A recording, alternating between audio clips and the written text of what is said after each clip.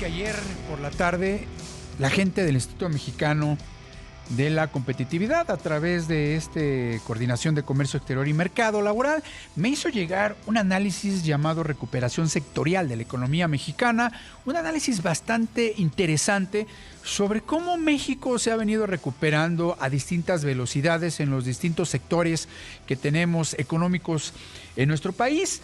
Y me gustaría mucho platicar con Ana Gutiérrez, quien es la coordinadora de Comercio Exterior y Mercado Laboral de este Instituto Mexicano de la Competitividad, para que nos cuente un poquito más sobre cómo va la recuperación de la economía mexicana en 20 sectores que ellos analizaron en lo que es el primer trimestre de este 2022, para que usted entienda un poquito más las distintas velocidades en las que se maneja la recuperación económica.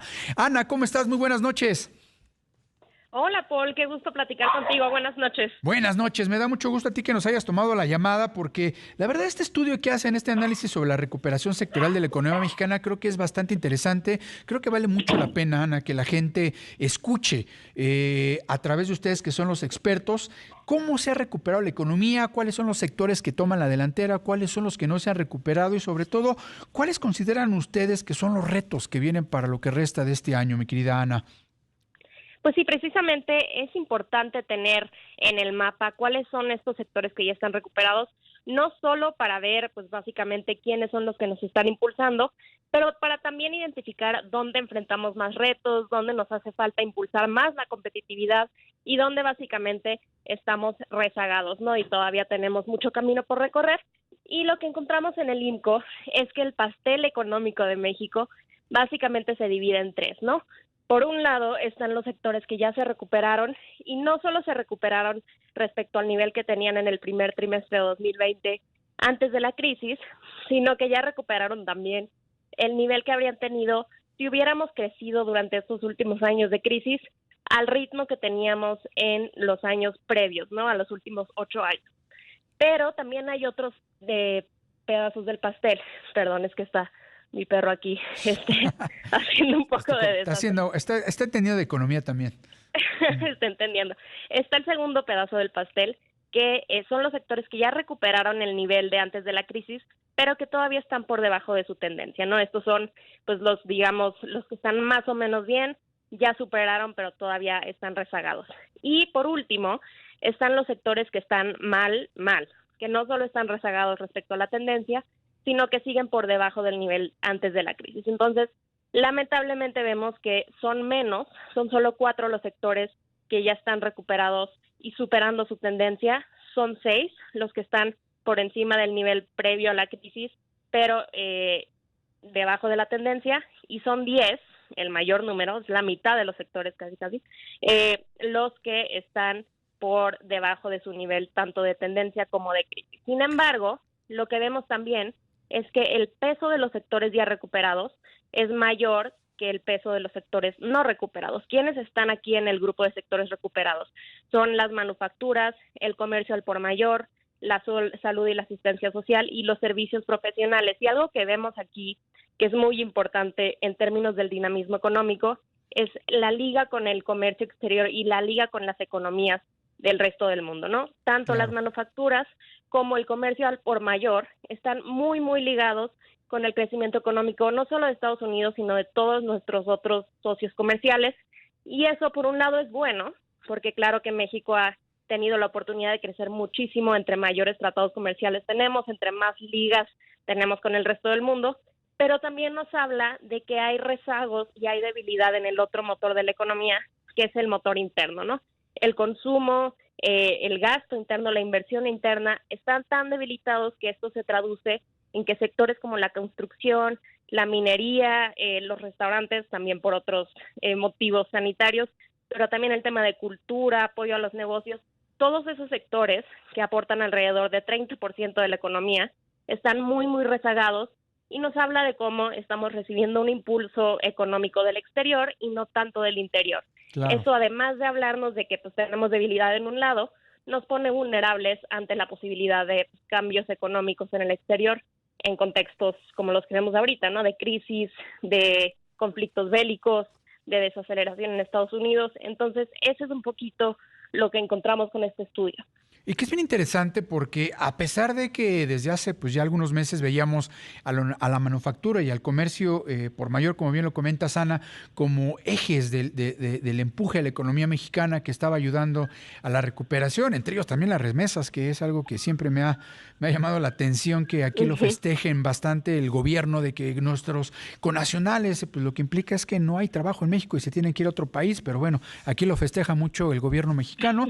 Lo cierto es que hay 6 sectores en recuperación también dentro de este análisis que me llama mucho la atención, que tiene que ver desde el tema de los servicios inmobiliarios, el comercio por menor, el transporte, el almacenamiento, el sector agropecuario, los servicios corporativos, que pues como tú bien lo dices, muchos de ellos pues enfrascados en esta recuperación entre el bien y el mal por el tema de la inflación, el tema de las cadenas logísticas, todo lo que estamos viendo con COVID y pues no sé cuándo se podrían recuperar estos sectores, Ana.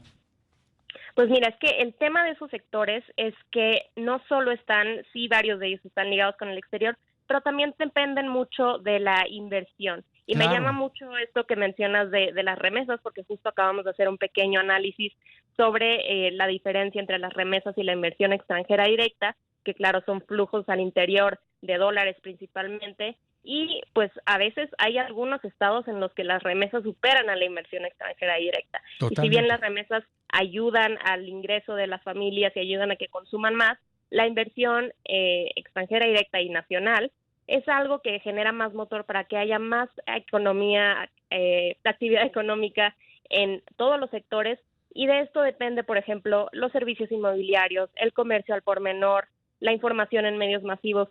Todos ellos no pueden depender únicamente de este motor externo que te comento, sino que Claro. necesitan también dinamismo en el motor interno, en la atracción de inversión extranjera y nacional, en un entorno económico mucho más certero. Entonces, ahí vemos un poquito de la explicación, no solo de por qué están estos 10 sectores económicos rezagados, porque no hay suficiente impulso interno, sino porque también tenemos algunos sectores, 6 sectores en específico, que ya recuperaron su nivel prepandemia, ya están ahí más o menos, ahí van, pero están lentos, ¿no? Ya recordemos que estamos a 2 años del inicio de la pandemia y hay muchos países, muchos sectores alrededor del mundo que ya están recuperados, que no es el caso ni en la economía general de México, ni en estos 10 sectores, 16 si contamos los que todavía no recuperan la tendencia. Y esto, pues a nosotros nos habla en particular de una falta de competitividad en el sentido de que no sabemos atraer inversión, no Así tenemos las es. políticas y No, el sí discurso sabemos, pero no necesario. nos dejan. Si empezamos a poner políticas restrictivas en el sector energético, empezamos a ponerle peros a las empresas en incentivos fiscales, pues por supuesto que no vamos a traer inversión, Ana. Exactamente, necesitamos apoyo no solo del sector privado, que tiene muy bien identificado cuáles son las cosas que se tienen que hacer para atraer inversión, sino del sector público, ¿no? Del cumplimiento de contratos, como mencionas, básicamente la certeza jurídica y sin duda también el Estado de Derecho, porque Claro, eso afecta muchísimo. La seguridad es un tema muy importante a la hora que los inversionistas consideran si van a querer abrir una empresa en México o no, o si van a querer expandir sus negocios en México o no, y esto naturalmente repercute en qué tan rápido crecen nuestros sectores, que no solo nos habla de pues, un número en el PIB que queremos que recupere su tendencia, sino nos habla de la capacidad de incrementar los recursos de los trabajadores y por ende de las familias, y eso genera un círculo virtuoso de más inversión, más consumo, más crecimiento. claro. Ana, me va a tocar la campana, pero de antemano me da mucho gusto platicar contigo. Hablaremos ya después, si quieres, de estos 10 sectores rezagados, que es bien triste ver que la cultura, el deporte, la recreación, el alojamiento, el tema de energía eléctrica, agua y gas, sean de los 10 sectores más rezagados y que pues yo creo que va a ser complicado que los veamos, pero se me está acabando el tiempo, mi querida Ana, y me gustaría que más adelante, a ver si tuviéramos la oportunidad de platicar contigo para hablar sobre los retos principales que tenemos, sobre todo en estos sectores, en estos 10 temas de donde estamos rezagados, que es bien triste, Ana, es bien triste ver que el tema cultural, de educativo, recreativo, pues no se ha recuperado. Claro que sí, porque esos sectores, además de todo, aportan muchísimo al nivel, a la calidad de vida, Claro, al progreso social, y pues es algo a lo que no podemos quitar del ojo, ¿no? Vamos a, claro, que de seguirle dando seguimiento en el IMCO y con gusto vamos a platicar tú y yo próximamente para seguir viendo qué pasa con esta recuperación, ¿no? Una disculpa por lo del perro, pero no te un gusto preocupes. platicar contigo. Aquí somos pet friendly también en imagen, no te preocupes. Ana, te agradezco mucho que nos hayas tomado la llamada, te mando un fuerte abrazo y pues más adelante estaremos buscándote para ver todos estos retos que implican para el crecimiento económico de nuestro país y pues ver de qué manera podemos salir de este agujero, que no solamente estamos nosotros, hay muchos países, pero pues bueno, también como tú bien dices, parte del impulso que se debe de tener en una nación para salir adelante económicamente tiene que venir del interior y pues vean, estos análisis que hacen ustedes a través del INCO son bastante valiosos para nosotros. Fuerte abrazo, Ana. Abrazo, Paul, buenas noches. Buenas noches.